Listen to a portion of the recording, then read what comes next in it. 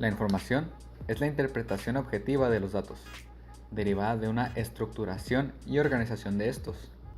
Por el otro lado, la RAE define ciclo como una serie de fases por las que pasa un fenómeno periódico.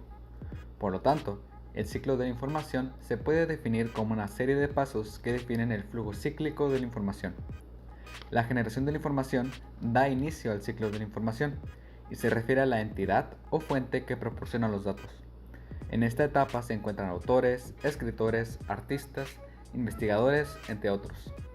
Por ejemplo, un investigador descubre una nueva especie, se dedica a estudiarla y va anotando sus características aleatoriamente como las va percibiendo.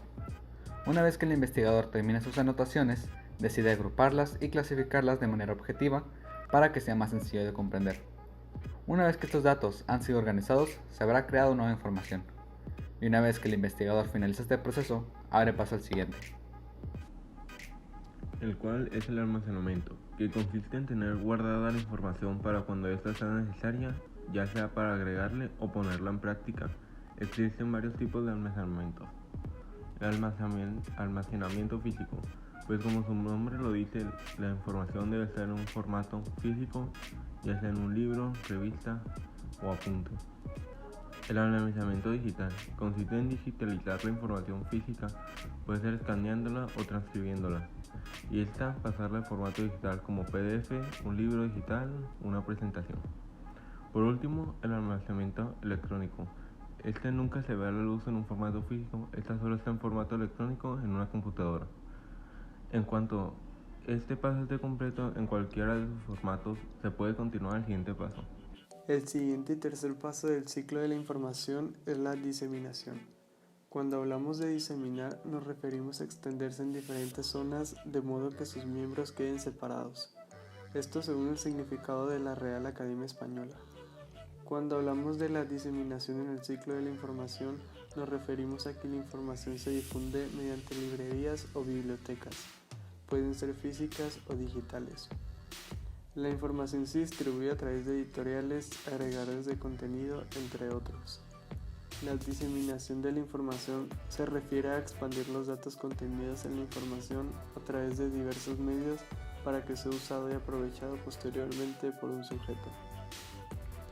Todo centro de documentación recoge y procesa información con el propósito de difundirla y darla a conocer. Esto quiere decir que cuando un usuario solicite o requiera de cierto tipo de contenido, puede conseguirlo en bibliotecas gracias a la diseminación de la información. Por último, hablaremos del uso de la información, el último paso en el ciclo. En esta etapa, el usuario que recabó la información la utiliza en proyectos, ensayos o solo para encontrar un poco de datos de un tema y obtener conocimiento sobre tal. También se utiliza en otro proceso muy importante. Como este es un ciclo, se debe repetir de alguna manera. Este ciclo se repite cuando una persona o grupo de personas utilizan esta información para recabar datos sobre un tema y utilizarla para generar más información que tenga relevancia al tema investigado. Después se almacena esta información en uno de los tres tipos de almacenamiento que ya presentamos. Si alguien necesita información la busca y al encontrarla la utiliza para cualquiera de las cosas que acabamos de explicar hace poco. Aquí es donde acaba este ciclo, que se repetirá mientras obtengamos nuevos datos para todos los temas que ya conocemos o nuevos temas futuros.